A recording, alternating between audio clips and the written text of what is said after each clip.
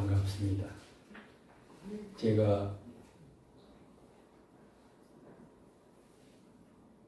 아포교회 두 번째 다니시는 것 같습니다. 목사님, 우리 한 목사님께서 저를 이렇게 설교할 수 있도록 또 기회를 주셔서 저는 너무도 감사합니다. 제가 이 가까운 신촌이라는 곳에 신촌교회가 저의 모교입니다. 저기 고아 쪽입니다. 여기 집사람 오늘 혼자 버스 타고 가고 제가 또 이렇게 귀한 자리에 서게 되었는데 너무도 감사합니다. 잠시 기도하고 말씀 나누도록 하겠습니다. 좋으신 하나님, 감사합니다. 오늘도 한없이 부족하고 연약한 이렇게 말씀 들고 거룩한 땅에서 말씀을 증거할 수 있도록 은혜 베풀어 주셔서 감사합니다. 우리 황 목사님, 목사들이 늘 땅에 설 때마다 그 고통스러운 일들, 성대 결절로 인해서 수술을 하고 말씀을 전할 수 없어 이 시간 부족한 종이 있었사오니 하나님께서 친히 간섭하시고 역사하시어서 하나님의 말씀만 잘 대언할 수 있도록 인도해 주시옵소서. 함께하는 우리 사랑하는 성도들에게 은혜와 긍휼을 베풀어 주셔서 말씀 증거할 때 아멘으로 받게 하시고 은혜 받는 귀하고 복된 시간 되게 해 주시옵소서. 감사하오며 예수님 이름으로 기도드립니다. 아멘.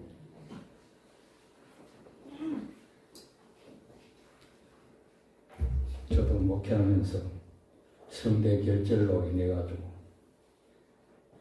몇 번의 수술을 해야 할 그런 위기가 있었습니다. 그런데 다행히도 수술까지는 가지 않았습니다. 그래서 의사 선생님이 하신 말씀이 목사님 성대를 아끼셔야 합니다. 목을 아끼셔야 합니다. 목사는 설교를 하다 보면 성도들이 아멘으로 이렇게 화답을 안 하잖아요. 그러면 또 뭐 잘못 전하는가, 또 혹시 뭐가 잘못 전하는 것이 있는가 싶어서 목소리를 자꾸 올리게 됩니다. 못 알아듣는가 싶어서 자꾸 목소리를 높이게 됩니다. 그게 성대 결절이 온 거예요. 그래서 여러분, 우리 한 목사님 설교하실 때 크게 아멘으로 자꾸 아멘 화답을 해야 돼요. 그래야 목소리가 안 올라갑니다.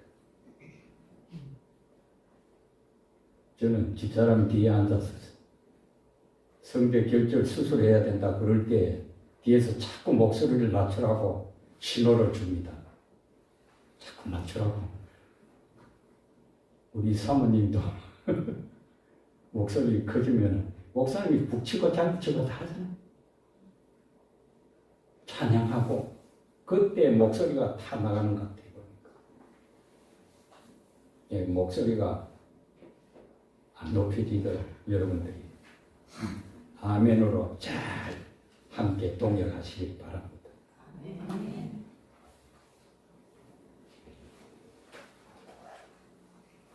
벌써 20분이네요.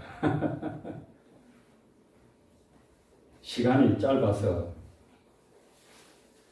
목사는 설교물을 가지고 나오면 이걸 다 전하고 싶거든요.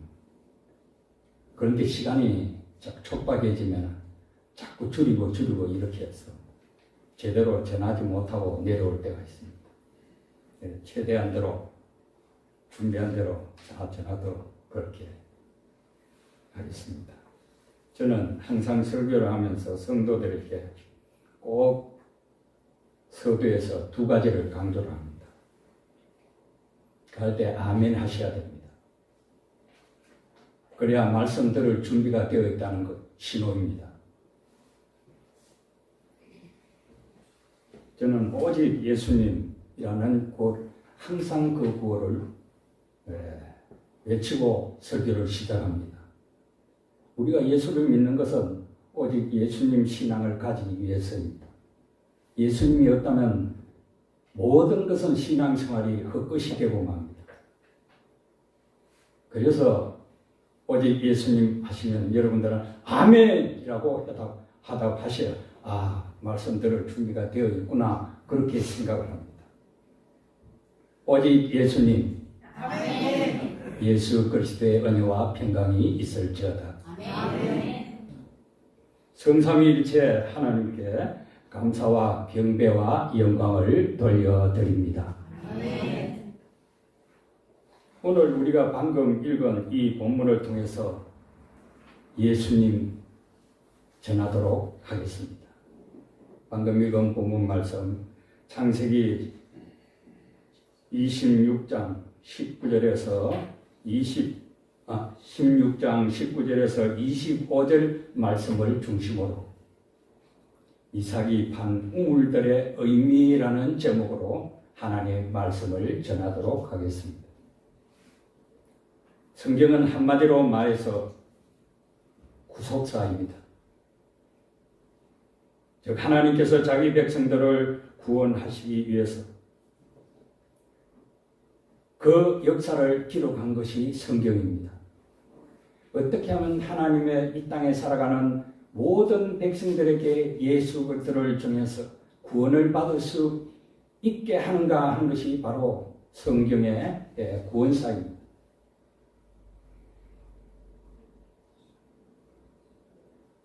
성경의 시작인 창세기는 1장부터 11장을 가리켜서 원 역사라 그렇게 얘기를 합니다.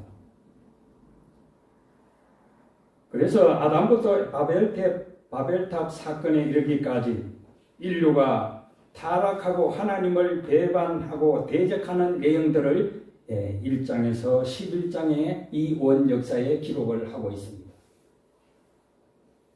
그리고 창세기 후반부인 12장부터 50장까지는 아브라함의 가문, 즉 아브라함과 이삭과 야곱, 요셉 등을 중심으로 하는 이야기를 다루고 있습니다.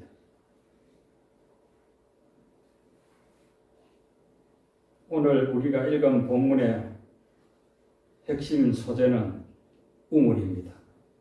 우물에서 어떤 의미를 우리에게 말해주고 있나 그 우물에 대한 이야기를 하고 있습니다.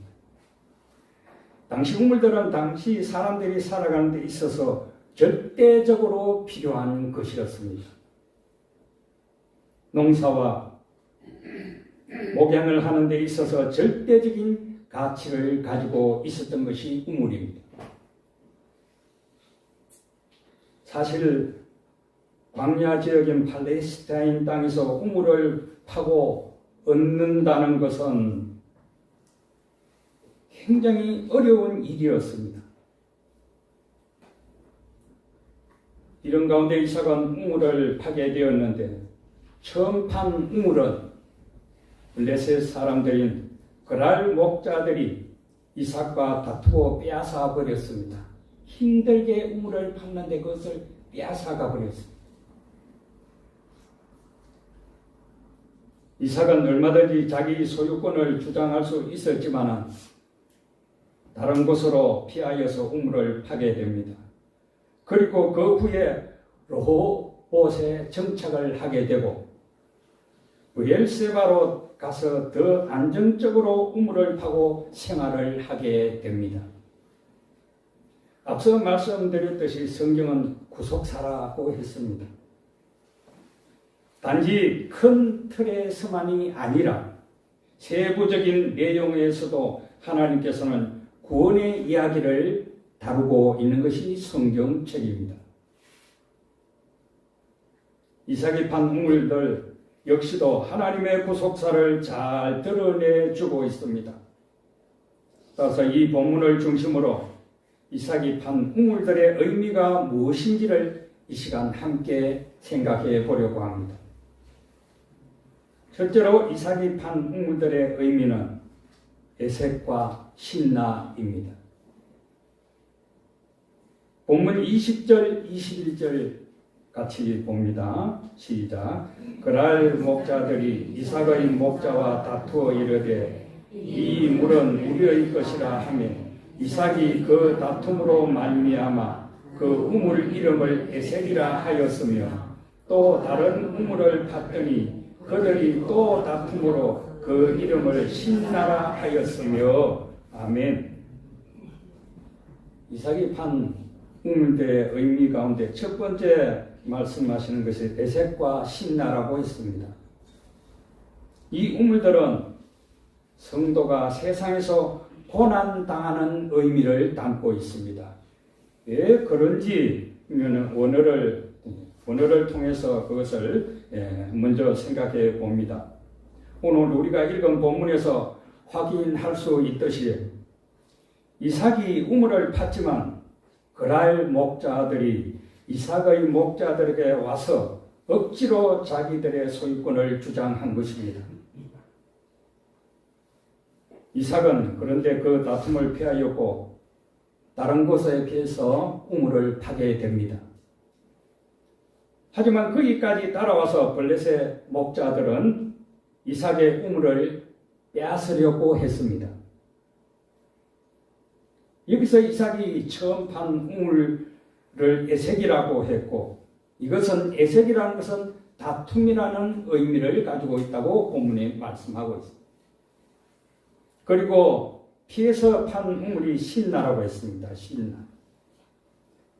신나라는 이 말은 사탄, 즉 대적하는 마귀를 뜻하는 단어에서 유래된 말입니다. 그러니까 이 신나라는 이 의미는 대적하다 또는 적대시하다는 의미를 가지고 있습니다. 여러분, 성도들의 삶은 세상에서 고통당하고 고난당하는 모습입니다. 편하게 사는 사람은 별반 없습니다. 이렇게 저렇게 고통당하고 고난당하고 그렇게 하면서 살아가는 것이 우리의 인생사입니다. 그것이 오늘 본문이 잘 대변해 주고 있습니다. 성도들이 특별히 악을 행해서가 아니라 이 죄악 세상에서 공중권세 잡은 자 마귀 사탄이 성도들을 대적하기 때문입니다. 그 때문에 성도들은 대적하는 마귀로 인해서 자신들이 원하는 것을 얻고자 함에도 그것을 누리지도 못하고 빼앗기며 이삭처럼 고난을 당하며 살아가는 것입니다. 성도 여러분, 이삭만이 아닙니다. 야곱과 요셉을 생각해 보십시오. 이삭의 믿음의 계보를 이은 야곱과 요셉은 그 신앙이 드러나게 된 다음부터 여러 가지 고난의 자리에 처하게 됩니다. 이 사람이 예수를 믿는 사람인지 예수를 믿지 않는 사람인지 그것이 드러나지 않을 때는 그런 고통을 당하지 아니했어요. 그런데 내가 예수를 믿는 사람이다. 그렇게 자신의 신앙을 드러낼 때에 고통을 당하게 되었습니다. 창세기 21장, 27장, 41절 보겠습니다. 그의 아버지가 야곱에게 축복한 그 축복으로 말미암아 에서가 야곱을 미워하여 심중에 이르기를 아버지를 복할 때가 가까웠은즉 내가 내 아우 야곱을 죽이리라 하였더니 라고 말씀합니다. 야곱이 믿음의 계보를 잇는 장자의 축복을 받은 이후에 형 에서의 살해 위협을 받았습니다. 그래서 어머니의 오라비인 외삼촌 라반이 있는 곳에 가서 살아야만 했습니다. 이는 밧단 아람이라는 곳인데 거기에 내려가서 야곱은 죽을 고생을 다하게 됩니다. 창세기 31장 40절 41절 보겠습니다. 내가 이와 같이 낮에는 더위와 밤에는 추위를 무릅쓰고 눈붙일 겨를도 없이 지냈나이다. 내가 외삼촌의 집에 있는 이 20년 동안 외삼촌의 두 딸을 위하여 14년, 외삼촌의 양떼를 위하여 6년을 외삼촌에게 봉사하였거니와 외삼촌께서 내 품삯을 10번이나 바꾸셨으며 라고 했습니다. 즉 야곱은 제대로 된 대우도 받지 못한 채 외삼촌 라반의 집에서 종이나 다를 바 없이 잠도 제대로 자지 못하고 고되고 힘든 나날을 보내야만 했습니다. 야곱의 믿음의 계보를 이었던 요셉은 여러분 어떠합니까? 창세기 37장 28절을 보면 그때 미디안 사람 상인들이 지나가고 있는지라 형들이 요셉을 구덩이에서 끌어올리고 은 20의 끌을 이스마엘 사람들에게 팔매 그 상인들이 요셉을 데리고 애굽으로 갔더라 이렇게 말씀하고 있습니다. 요셉 역시도 그의 믿음이 그의 신앙이 드러난 이후부터 형들의 미움과 시기를 받았고 애굽의 종으로 팔리는 비극을 맞이해야만 했습니다. 이 같은 사건들은 단지 한 가족의 이야기만을 말하고 있는 것이 아닙니다. 이삭이 판 우물들도 마찬가지입니다. 이 모든 것들은 성도가 믿음을 선포할 때, 믿음이 드러날 때에 고난을 당한다는 것을 잘 나타내 주고 있습니다. 그래서 여러분 세상에 살아가면서 우리가 믿음을 드러내며 신앙생활한다는 것은 그렇게 힘들고 어려운 것입니다. 사랑하는 여러분, 우리는 청교도들의 신앙에 대해서 많은 이야기를 들어서 잘 알 것입니다. 종교개혁 이후에 참된 믿음을 지켰던 대표적인 사람들을 가리켜서 우리는 청교도들이라 그렇게 얘기를 합니다. 이들은 당시 교회라고 하지만 국가가 제도권 안에서 형식적 신앙생활을 하는 국교도들의 압박과 박해를 받아야만 했습니다. 그래서 그들은 신앙을 제대로 지키는 과정에서 재산을 몰수당하고 옥에 갇히는 등 그런 큰 고통을 당하여야만 했습니다. 이로 인해서 청교도들은 신앙의 자유를 찾고자 신대륙, 즉 지금의 미국을 뜻하는 것입니다. 미국으로 향하게 됩니다.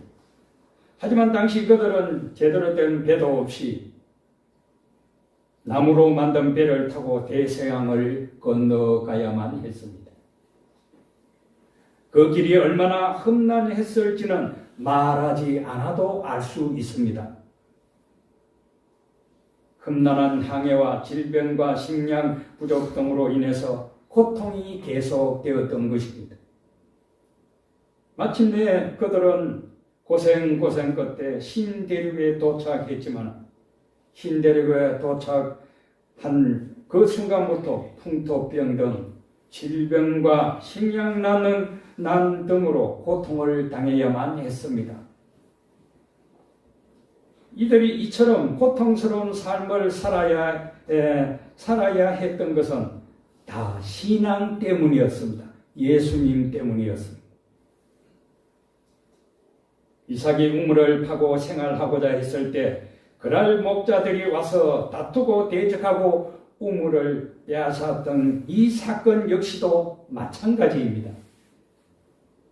성도들이 세상에서 곧 고난을 당한다는 것을 나타내 주고 있는 것입니다.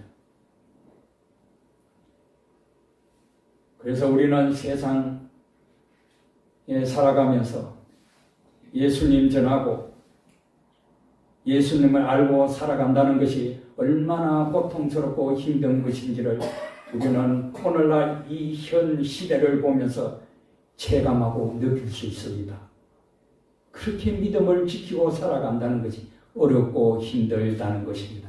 그래서 여러분 천국에 들어가는 것은 그냥 예수를 믿는 순간에 쑥 들어가는 것이 아니고 어렵고 힘든 고통의 순간순간들을 거치면서 하나하나 계단을 밟으면서 올라가야 하는 것이 천국입니다.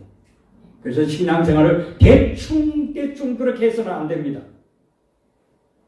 오직 내 가슴 속에 예수 그리스도로 충만해져 있어야 하고 예수 그리스도로 불타올라야만 하는 것입니다. 두 번째로 이삭이 판 우물들의 의미는 르호봇입니다. 르호봇 22절입니다.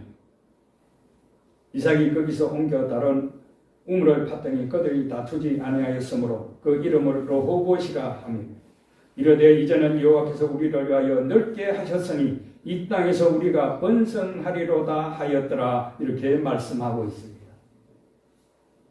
이삭이 판 우물들의 의미를 우리가 지금 함께 살펴보고 있습니다. 첫 번째 제 말씀드린 것이 에색과 신란입니다. 이 우물들은 성도가 세상에서 고난을 당한다는 의미를 담고 있다고 했습니다. 그리고 두 번째는 르호봇이다. 르호봇은 넓은 장소라는 의미를 갖고 있으며 이는 하나님께서 성도를 형통하게 해주심을 의미합니다.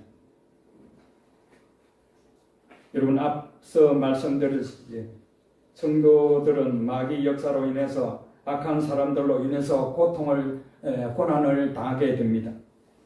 하지만 하나님께서 성도들을 그냥 방치해 두지 않으십니다. 그렇게 고난을 당하고 고통을 당하고 박해를 당할 때 하나님께서는 그냥 방치해 두지 않으십니다. 반드시 개입을 하십니다.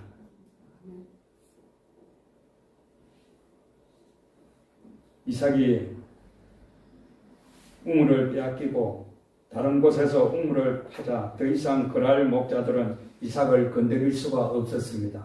하나님이 개입하셨습니다. 고난의 때가 있지만 믿음을 지키면 포기하는 것은 믿음을 지키면서 포기하는 것은 악한 세상이고 악인들이고 결국 성도들은 형통한 삶을 살 수 있게 되는 것입니다. 힘들고 어려움을 당하고 고통을 당하고 고난을 당하지만 하나님이 개입하셔서 그 순간을 이겨낼 수 있는 힘을 주시고 능력을 주시고 승리를 안겨다 주시는 것입니다. 우리 하나님께서 그냥 여러분 힘들고 어려울 때 생을 포기하는 사람들이 있죠. 그렇게 여러분 포기해서는 안 됩니다. 하나님은 절대절명의 위기의 순간에 하나님은 개입하셔서 그것을 뒤집어 엎으십니다. 여러분 힘들고 어려운 세상입니다. 나라가 어떻게 될까 걱정들을 많이 합니다. 그러나 하나님께서는 절대적인 순간에 개입하셔서 그것을 바꾸어 버립니다. 그것이 하나님의 역사입니다.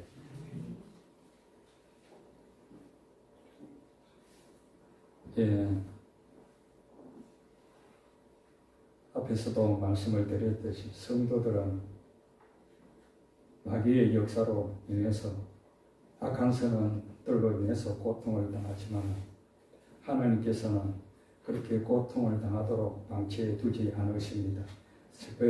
결국에는 형통한 삶을 살 수 있게 해 주십니다.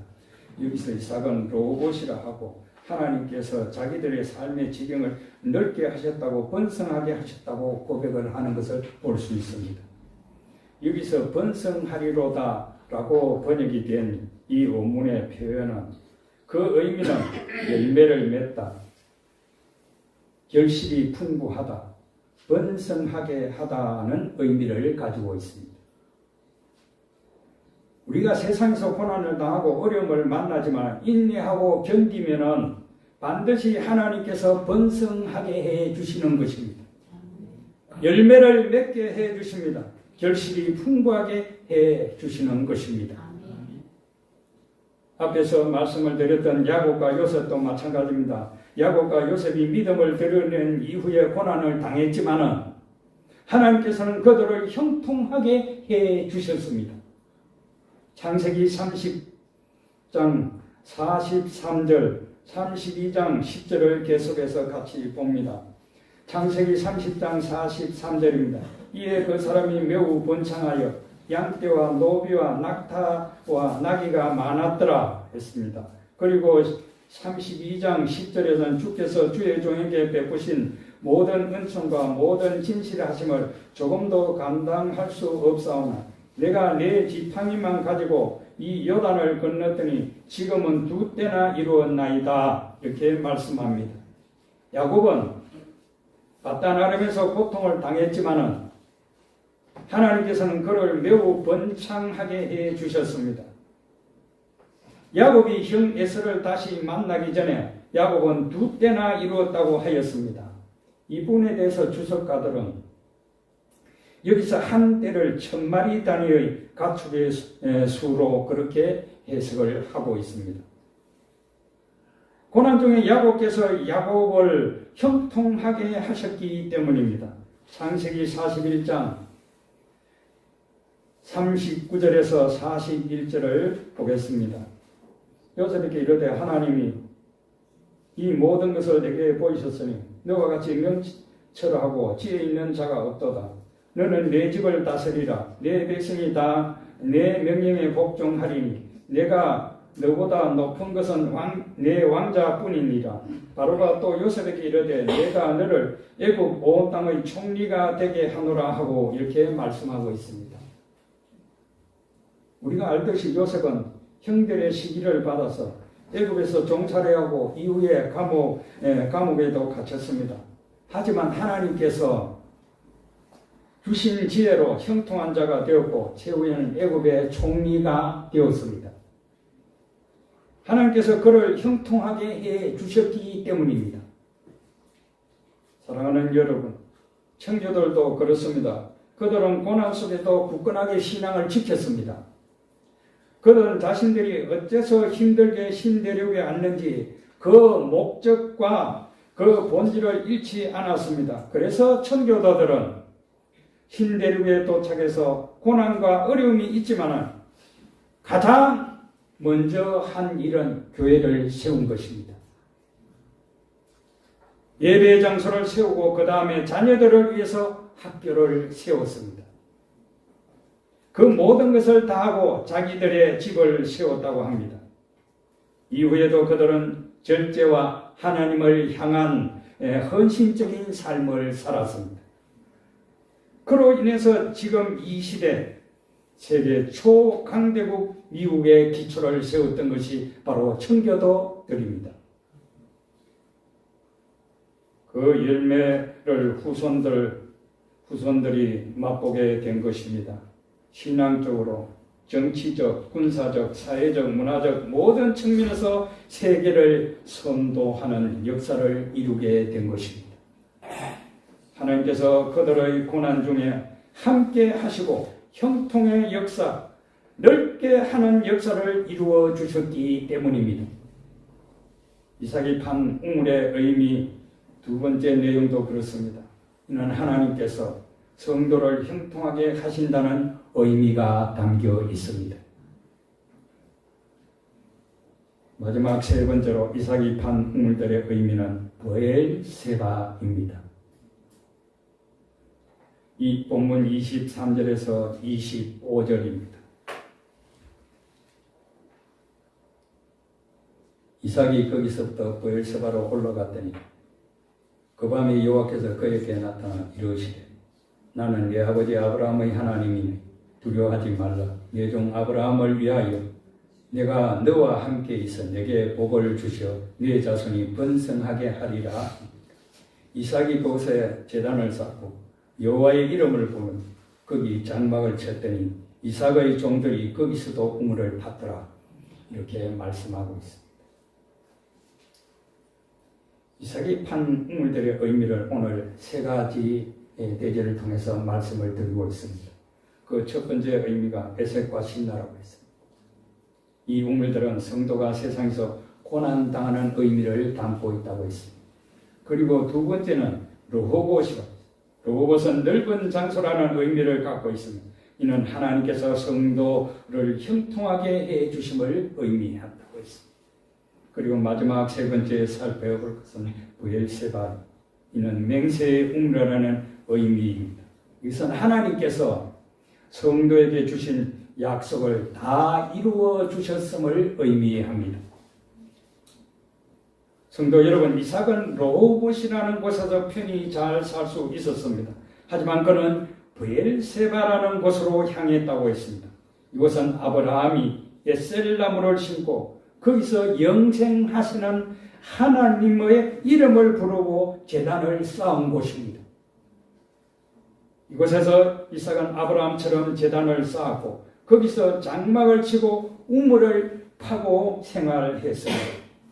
이는 그가 하나님의 약속, 아버지 아브라함에게 주신 약속을 소망했고 누리고자 했음을 의미하는 것입니다.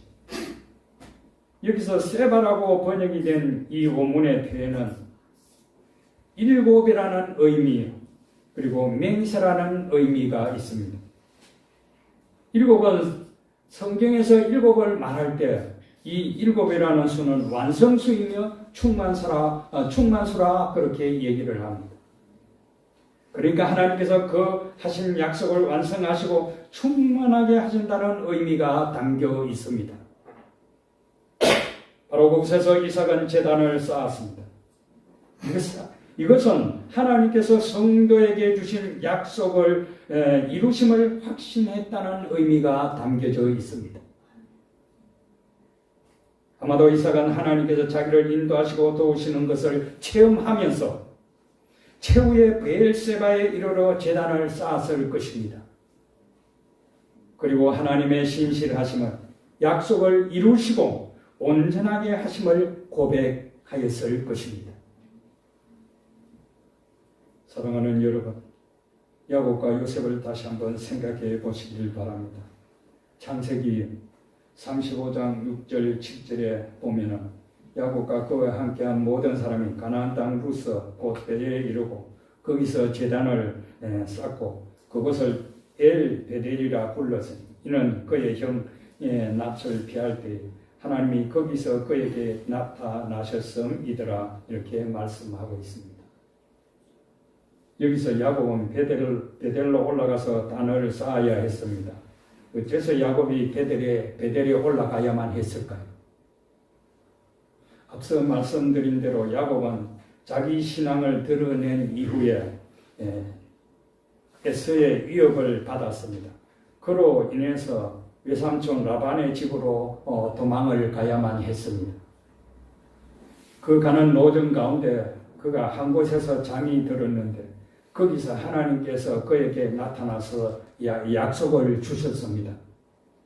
그를 보호하시고 인도하시고 다시 돌아오게 하실 것이라고 약속을 주셨습니다. 야곱은 그 약속을 붙들었고 거기서 하나님께 제단을 쌓으면서 다시 돌아와 그 자리에서 하나님께 제단을 쌓겠다고 약속을 하였습니다. 바로 그것이 베델입니다. 바로 이 일 때문에 야곱은 베델에 돌아와서 하나님께서 신실하심을 그 하신 약속을 다 이루심을 고백을 하였던 것입니다.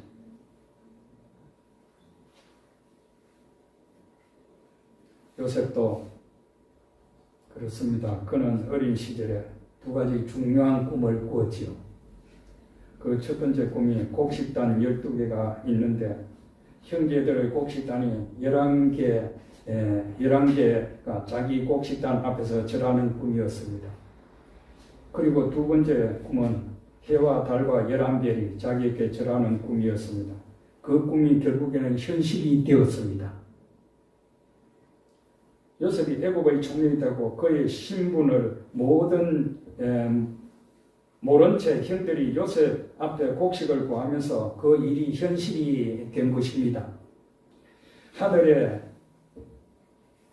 해와 달과 11별이 절하듯 온 애굽 땅 그 주변 모든 민족이 곡식을 구하면서 자기 발 앞에 무릎을 조아리는 역사가 있었습니다. 이 같은 일을 요셉이 체험하고 요셉은 하나님께서 얼마나 신실하신지를 고백을 했습니다. 우리도 믿음의 삶을 살다 보면 고난도 당하고 어려움도 당하지만 하나님께서는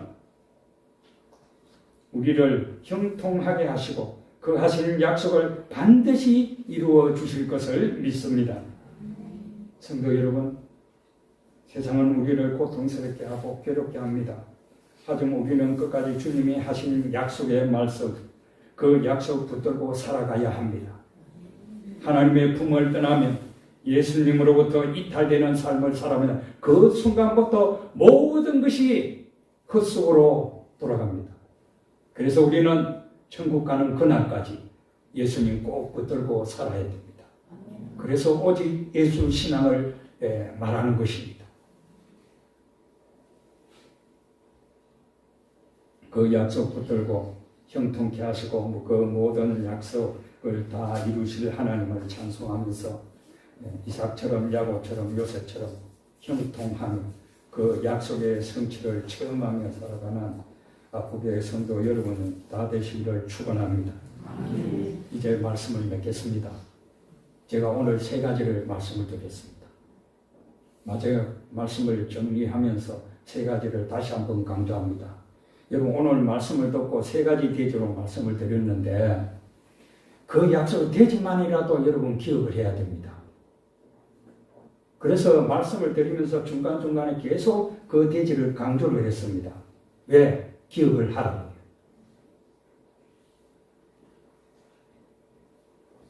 오늘 이삭이 판 우물들의 의미라는 의미로 말씀을 드렸는데 이 내용은 그냥 하잘것없는 것처럼 보이지만 굉장히 중요한 의미를 담고 있습니다. 첫째는 에색과 신라라고 했습니다. 이 우물들은 성도가 세상에서 고난을 당한다는 의미를 담고 있다고 했습니다. 그리고 두 번째는 르호봇입니다. 르호봇은 넓은 장소라는 의미를 갖고 있고 이는 하나님께서 성도를 형통하게 해주심을 의미한다고 했습니다. 그리고 마지막 세 번째는 브엘세바입니다. 이는 맹세의 우물이라는 의미를 가지고 있습니다. 이것은 하나님께서 성도에게 주신 약속을 다 이루어 주심을 의미하는 것입니다.